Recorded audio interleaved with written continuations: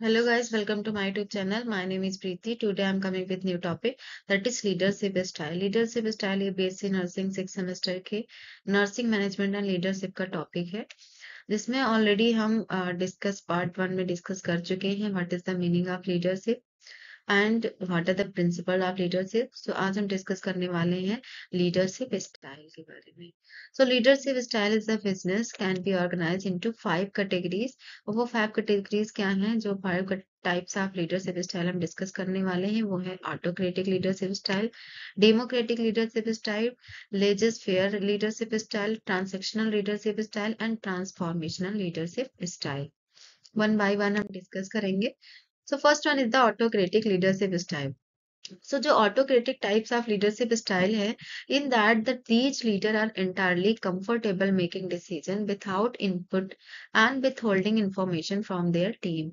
So इस type का जो leadership style है, इसमें जो एंटायर डिसीजन होता है वो लीडर लेता है। उसमें जो टीम के मेंबर्स हैं या जो सबऑर्डिनेट हैं, उनका कोई इनपुट नहीं होता है। उनकी कोई भी पार्टिसिपेशन नहीं होता जो भी टीम के मेंबर्स होते हैं। इसलिए इसको authoritarian types of leadership style भी कहते हैं क्योंकि इसमें सारा जो भी डिसीजन लेने का जो भी डिसीजन लिया जाएगा वो सिर्फ और सिर्फ लीडर लेगा। And what are the benefits? According to this, what are the benefits? Autocratic leaders work best in an environment. जो autocratic leaders होते हैं वो बेस्ट तरीके से environment में काम करते हैं, as well as the where the quick decision need to be made और क्विक डिसीजन लिया जाता है। Think critical care nursing and as well as the critically and they have to think to provide the critical care nursing and they quick taking a quick decision. Then they are best leader in emergencies because they are able to make a decision without contribution of other। और जब कोई emergency या critical situation होती है उस time पे जो इस टाइप के लीडर होते हैं वो क्या करते हैं? क्विक डिसीजन लेते हैं। इसलिए ये जो है बेस्ट लीडर होते हैं इमरजेंसी सिचुएशन के लिए क्योंकि इसमें कोई भी जो भी कम्युनिकेशन है टीम के साथ नहीं किया जाता है। सो जो भी डिसीजन लेना है without the contribution of others किसी का कंट्रीब्यूशन नहीं लिया जाता, इसलिए इमरजेंसी में जो भी लीडर है वो क्विक डिसीजन लेता है। देन चैलेंजेस, इसमें कुछ चैलेंजेस भी फेस करने पड़ते हैं। Well the autocratic leader work best under the pressure, they don't create a trusting team environment.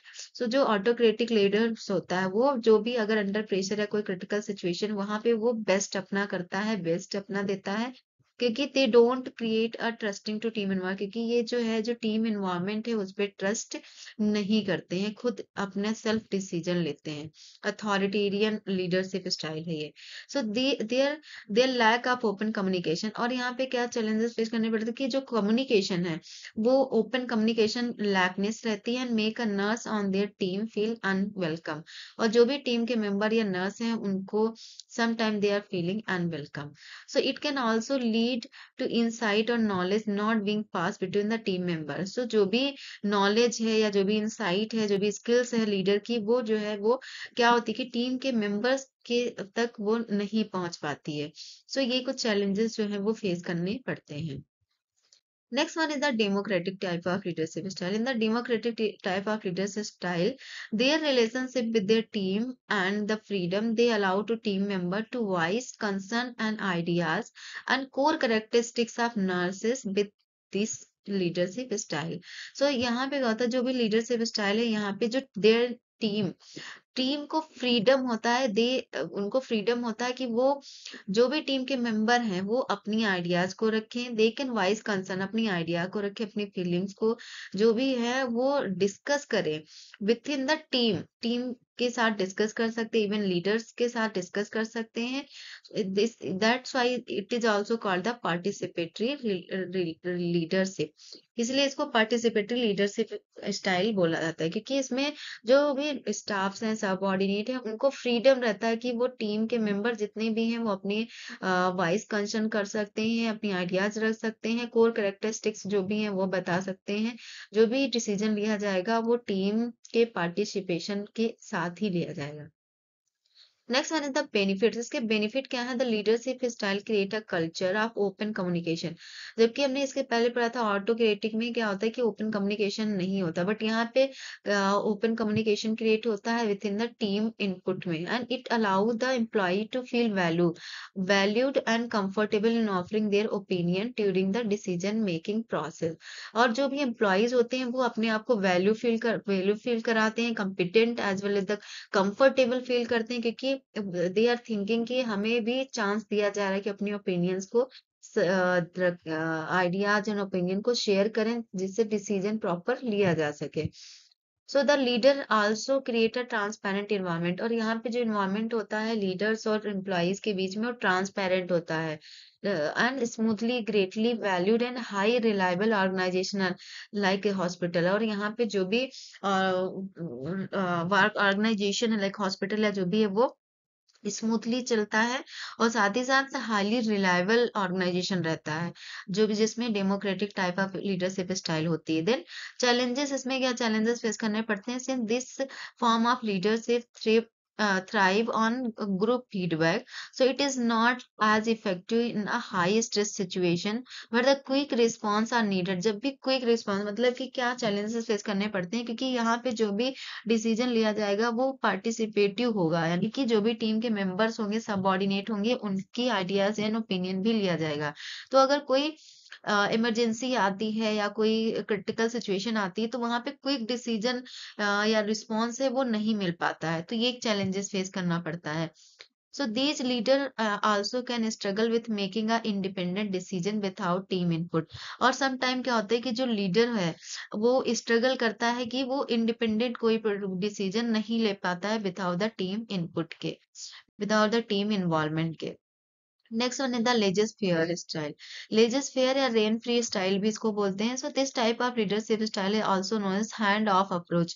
ये हैंड ऑफ अप्रोच मतलब कि इसमें जिसके पहले जो हमने दो पढ़ी थी वो hand on approach of leadership style है, क्योंकि उसमें leaders involve and leader can take a decision.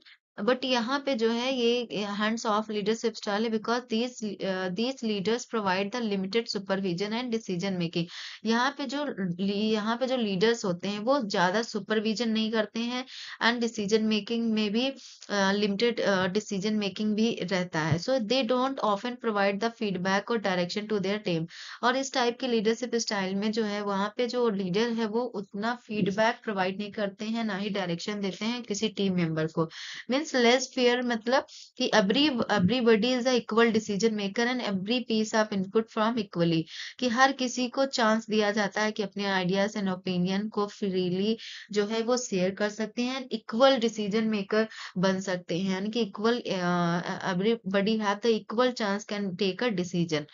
Then benefit इसके क्या होते हैं कि laissez faire leader are best for experience in the high functioning team.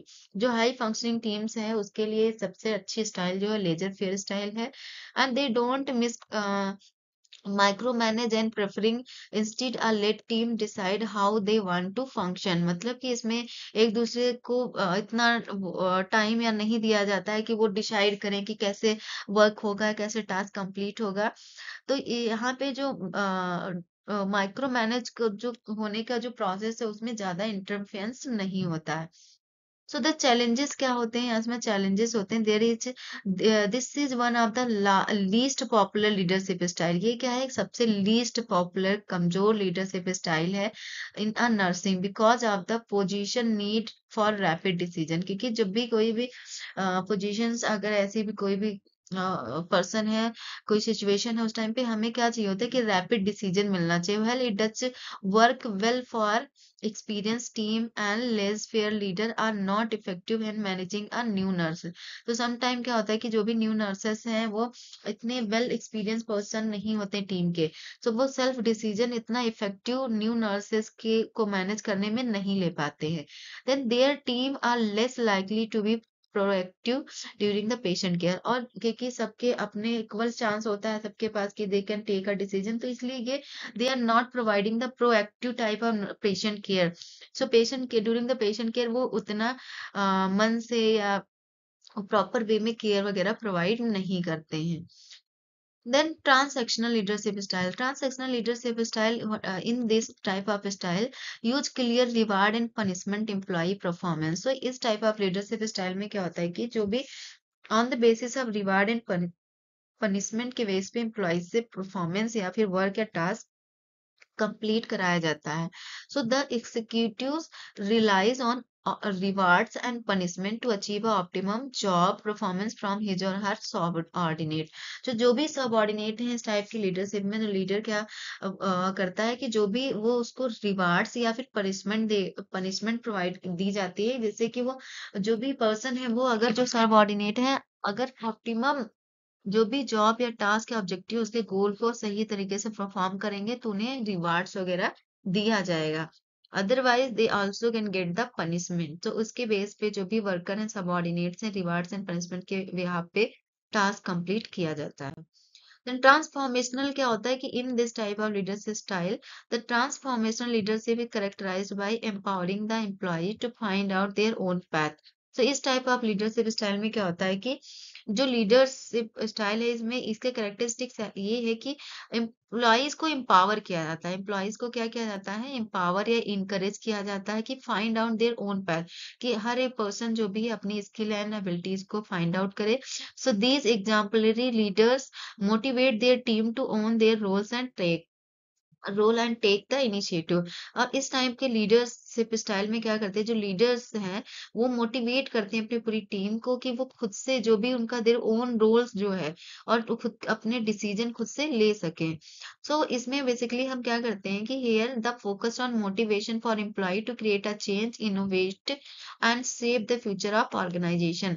So transformational leadership style में क्या करते हैं कि एम्प्लॉयज पे ज़्यादा फ़ोकस किया जाता है कि उनको मोटिवेट किया जाए एम्प्लॉइज़ को, जिससे वो चेंजेस लाएँ, क्रिएट चेंज करें, कुछ इनोवेटिव करें और जो भी ऑर्गेनाइज़ेशन का स्ट्रक्चर है, उसके फ्यूचर को प्रॉपर सेव कर सकें.